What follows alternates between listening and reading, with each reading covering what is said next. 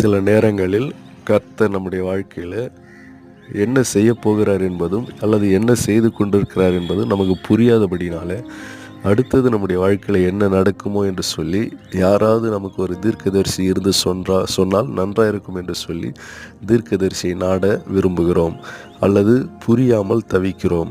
ஒன்றை புரிந்து கொள்ள, ஏன் நம்முடைய வாழ்க்கையில் தேவனுடைய செயல் புரியவில்லை என்று சொன்னால், தேவனை எப்போவாவது ஒரு முறை நாம் சந்திக்கும் போது அது புரிவதில்லை. ஒரு உதாரணம், ஒரு குழந்தையை நாம் பார்க்கும்போது அந்த குழந்தையினுடைய செய்கையோ அது பேசுகிற விதமோ நமக்கு புரிவதில்லை.